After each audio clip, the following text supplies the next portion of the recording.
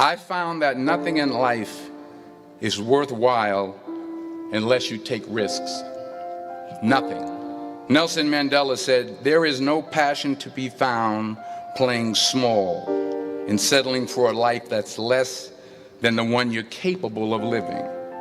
Now, I'm sure in your experiences in school and applying to college and picking your major and deciding what you want to do with life, I'm sure people have told you to make sure you have something to fall back on. Make sure you got something to fall back on, honey. But I never understood that concept, having something to fall back on. If I'm going to fall, I don't want to fall back on anything. I want to fall forward. I figure at least this way I'll see what I'm going to hit. Without consistency, you'll never finish. So do what you feel passionate about. Take chances professionally. Don't be afraid to fail. There's an old IQ test, was 9 dots, and you had to draw 5 lines with a pencil within these 9 dots without lifting the pencil. The only way to do it was to go outside the box. So don't be afraid to go outside the box.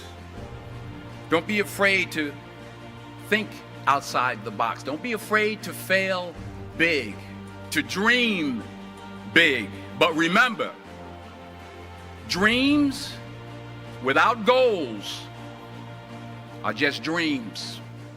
Reggie Jackson struck out 2,600 times in his career, the most in the history of baseball. But you don't hear about the strikeouts. People remember the home runs. Fall forward. Thomas Edison conducted 1,000 failed experiments. Did you know that? I didn't know that. Because the 1,001st was the light bulb. Fall forward.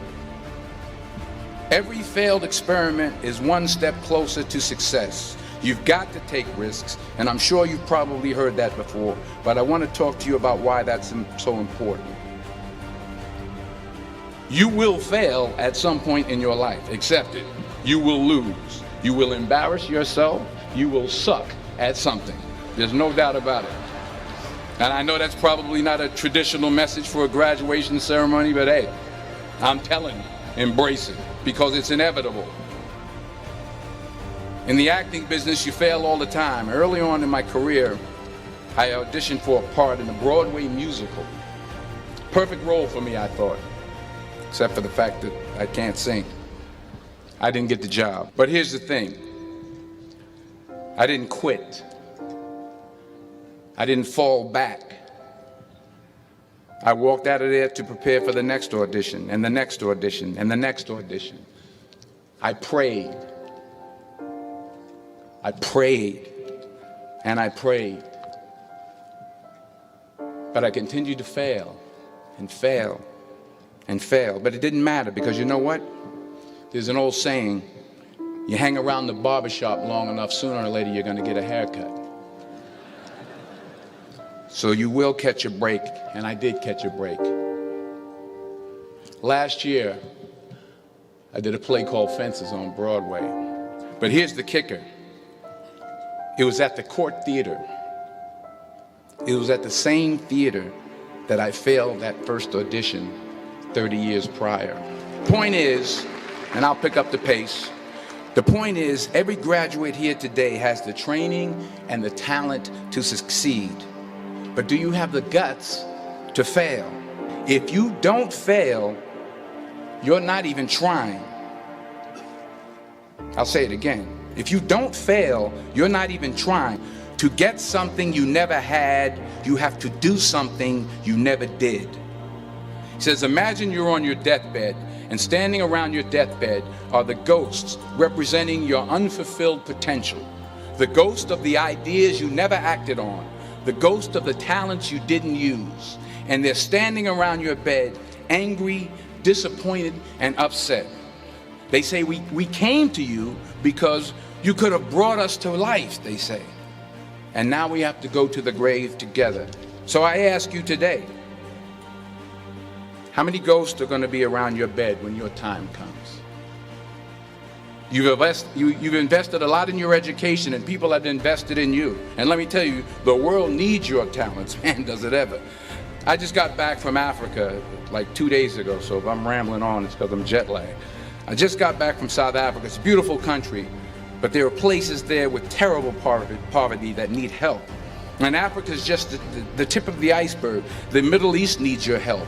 Japan needs your help. Alabama needs your help. Tennessee needs your help. Louisiana needs your help. Philadelphia needs your help. The world needs a lot, and we need it from you. We really do. We need it from you young people. I mean, I'm not speaking for the rest of us up here, but I know I'm getting a little grayer. We need it from you, the young people, because remember this. So you got to get out there. You got to give it everything you got, whether it's your time, your talent, your prayers, or your treasures. So the question is, what are you going to do with what you have? I'm not talking about how much you have. Some of you are business majors, some of you are theologians, nurses, sociologists. Some of you have money, some of you have patience, some of you have kindness, some of you have love. Some of you have the gift of long suffering. Whatever it is, whatever your gift is, what are you going to do with what you have? All right, now here's my last point about failure. Sometimes it's the best way to figure out where you're going. Your life will never be a straight path. I began at Fordham University as a pre-med student. So then I decided to go into pre-law, then journalism. And with no academic focus, my grades took off in their own direction.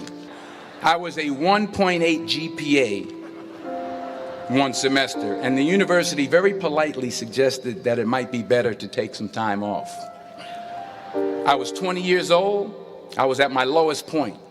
And then one day, and I remember the exact day, March 27th, 1975, I was helping my mother in her beauty shop. My mother owned a beauty shop up in Mount Vernon. And there was this older woman who was considered one of the elders in the town. And I didn't know her personally, but I was looking in the mirror, and every time I looked at the mirror, I could see her behind me, and she was staring at me. She just kept looking at me. Every time I looked at her, she kept giving me these strange looks. So she finally took the dryer off her head and she said something I'll never forget. First of all, she said, "Somebody give me a piece of paper. Give me a piece of paper." She said, "Young boy, I have a prophecy. A spiritual prophecy." She said, "You are going to travel the world and speak to millions of people." Now, mind you, I'm 20 years old, I'm flunked out of school. And in the years that followed, just as that woman prophesied, I have traveled the world and I have spoken to millions of people through my movies. Millions who up till this day couldn't see me, who up till this day I couldn't see while I was talking to them, and they couldn't see me. They could only see the movie. They couldn't see the real me. But I see you today, and I'm encouraged by what I see, and I'm strengthened by what I see, and I love what I see. You'll see what I mean about taking risk or being willing to fail. Because taking risk is not just about going for a job. It's also about knowing what you know and what you don't know. It's about being open to people and to ideas. In the course of the film, the character I play begins to take small steps, small risks. He very, very, very slowly begins to overcome his fears. And I feel ultimately his heart becomes flooded with love. And I can't think of a better message as we send you off today. To not only take risks, but to be open to life, to accept new views, and to be open to new opinions. To be willing to speak at a commencement at one of the best universities in the country, even though you're scared stiff. While it may be frightening, it will also be rewarding. Because the chances you take, the people you meet, the people you love, the faith that you have, that's what's going to define you. Never be discouraged. Never hold back. Give everything you got. And when you fall throughout life, remember this: fall forward.